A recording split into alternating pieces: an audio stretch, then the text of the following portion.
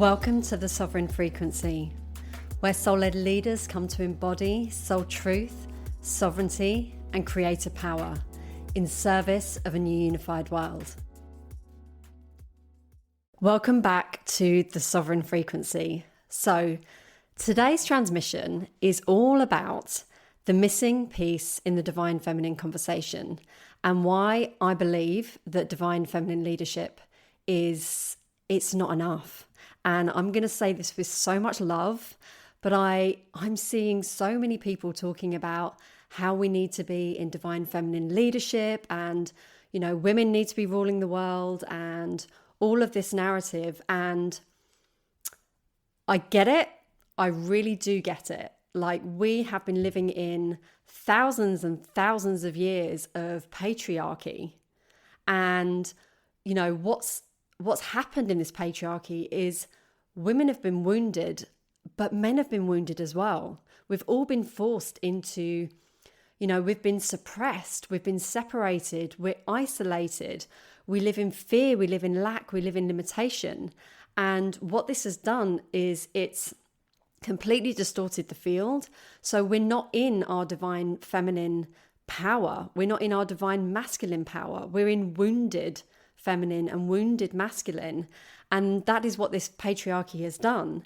However, yes, on one hand, men have created this patriarchy, but on the other hand, women have allowed it too, because we are all one and we are living in a collective field. We are creator consciousness, and we need to take radical responsibility and stop blaming each other and pointing fingers and saying, well, this gender or this identity or this energy is better than the other one. Because in truth, we've been living in a wounded world and we've all been complicit to allowing that to happen. And that has all been part of the divine plan. There's no blame as to the fact there's even been a patriarchy and who's been in charge. Because this is the evolution we're going through in humanity.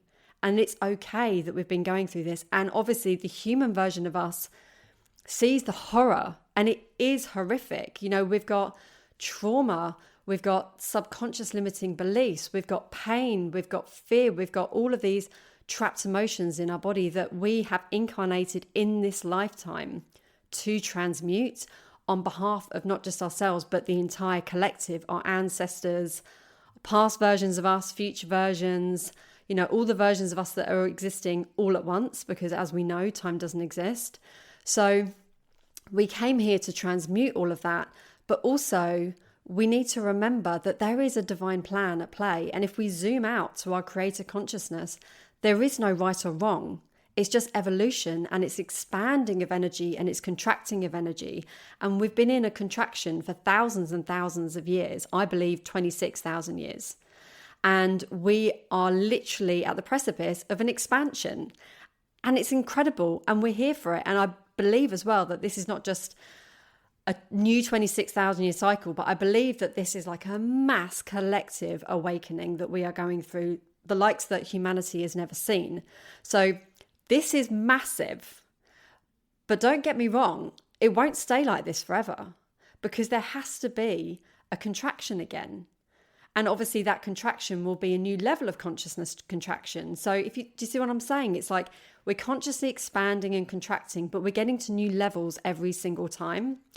So I just really want to address this divine feminine conversation that I see happening. And I truly believe that where we are going, this, what I call new unified world, obviously some people call it new earth, but for me, it's about unification.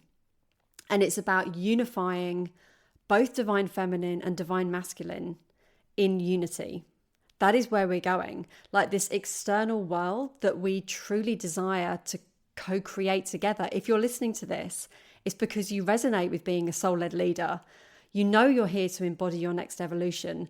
You're here to literally hold the frequency, architect, anchor the frequencies of unconditional love, unity, peace, freedom, abundance, and joy. You know that in every essence, soul, molecule of your being. You know that. And for me, when I think about New Earth is about a unification of our innate frequency, our innate divinity. And what is divinity? It is divine feminine and divine masculine in unity, weaving through everything in this universe, every molecule, every cell, every aspect of everything. And we are one expression of that, but there's infinite expressions of that. And that is what, to me, a new earth is. It's about unifying not just humanity, not just, the animal kingdom, not just Mother Earth, not just all those external expressions, but it's about true inner world unification of that divine feminine, divine masculine energy, weaving them together as we were meant to be. And this is not just for women. This is for all of humanity. So we are going through a collective awakening. And for me, that's why I find myself just wishing more people would talk about divine union and divine unity and not just skew into divine feminine, divine masculine, because every single human has both of these within us and they've been suppressed, as I said. So what we need to do is we need to go within and transmute those wounds into divine feminine and divine masculine. And that is irrelevant of gender. It doesn't matter if you're a man or you're a woman. It literally doesn't matter. It's whether you have integrated those energies within you, you've united them, and you are embodied in those energies. So what does it actually look like to be living and embodied in those energies? So for me, the divine feminine it's about intuition. It's about sensuality. It's about receptivity. It's about magnetism. And that comes through pleasure and power. And when it does, it comes with ease and grace. And it is literally the fabric of the universe that is constantly moving. It's fluid. It has no bounds. It is pure creator, one half of creator life force energy. And, the analogy of a river, it's the water within a river. That is the divine feminine energy that literally gives birth continuously to itself. And that is pure magnetism. It is pure receiving energy. It is, pleasurable. It is exciting. It is sensual, and it's deeply intuitive. It doesn't need facts and figures. It just knows. It is what it is. And that is the divine feminine. And that is why we are seeing so many people talk about the divine feminine and how we need to have, females in leadership, because women generally are slightly more skewed towards this energy. But that's only half of the equation, because the other half of the equation is divine masculine energy. And, if we look at the river or we look at the glass of water, if there was no glass to hold the water would be a mess. It has no purpose. It's just a puddle. It's not doing anything. It's not moving in any particular direction. There is no structure. There is no purpose to it. There is no movement, because it's just there. And this is what the divine masculine brings. It brings that inner strength. It's the glass that holds the water that means that you can drink. It's the banks of the river that hold the water, which means the water can flow and it can move towards where it's heading. So the divine masculine is about structure. It's about authority. It's about asserting yourself. It's about choosing. What do you want to do with your divine feminine energy? And moving with certainty, with conviction, and with purpose, and with direction. And for me, I'm sure everyone who's talking about divine feminine leaders and women, I'm sure they're just taking it for granted that the masculine is part of it. But we need to be having this conversation, Because for those who are on this awakening journey, they might misinterpret that as to be just about the feminine energy. And we're not here for that. We're here to embody and unite and express both divine feminine, both divine masculine in unity, because that's when we can actually lead not just ourselves, but others.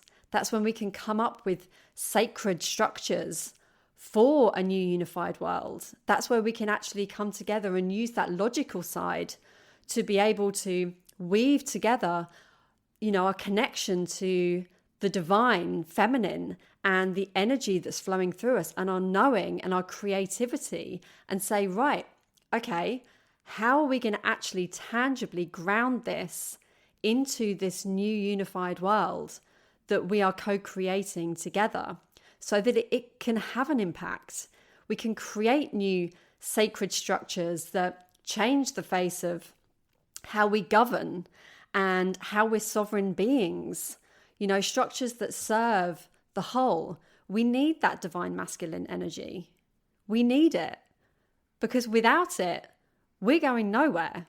So we need both of those to be able to truly architect a new unified world.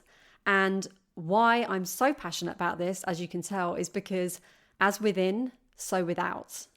When we are truly unified within, that's when we're going to create unity without. And I'm so passionate about a world of unconditional love and unity and peace and freedom and abundance and joy for all, as I know you are. And this is the way that we get to co-create this, and we get to stand in our divine feminine power and in our divine masculine power, saying, you know what? I am a soul-led leader. I lead with both of these energies, and I embody them because I truly know that this is how we get to co-create this new world. And we get to move on from this blame and shame and pointing fingers and, patriarchy versus matriarchy, men versus women. We're not here for that anymore. We're not. We're here to evolve and to unite, regardless of gender, regardless of the polarity. Unity is beyond duality. And I just really, really wanted this to be a reminder that when we are out there expressing our truth in the world, to just be really careful as to the words that we use so that they're not misinterpreted. Because I know divine masculine is powerful, but we just need to make sure that everyone else, wherever they are on their journey of their evolution, that they are not misinterpreting that as just more duality. Like, let's lean hard into the other one. It's like, no, we're not here for that. We are rising above all of that and to fully own both aspects of us. So I think that's a wrap. My shortest podcast episode ever, I think, because I'm just channeling my soul truth. And this is what I wanted season 2 to be about. And I'm just going to leave you with a reflection. So where do you feel like you are maybe skewing too much into one or the other? Into your divine feminine, your divine masculine? Where do you feel like maybe you are unintentionally expressing that maybe one is more important than the other? Again, no shade if you are. I totally get it. We are living in a world that is really going hard in on the feminine, and I get that. But where could you bring a more rounded, united conversation to who you're here to serve? And also, how can you bring more balance, unity, and embodiment to both of these energies within you? Because essentially, you are divinity in human form. You cannot just be one. You cannot just be feminine energy. You cannot just be masculine energy. So how can you bring more balance and truly unite these energies and express them in the world as a soul-led leader, as someone who is literally embodying both, expressing that and showing others what it truly means to be united with him, and therefore co-creating a united world without. So thank you so much for listening today. If you are interested, I do have a soul truth activation to activate your divine feminine and one to activate your divine masculine. They're on my website, available to download whenever you like. They're instant access.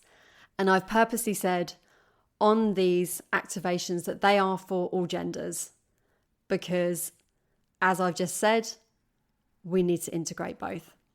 So thank you so much for listening, my love. And if you want to stay connected with upcoming transmissions, live events, then you can find everything in the Sovereign Frequency Soul Letter. So the link is in the show notes. I'll also link those to activations as well. And just for now, take what resonates and leave the rest.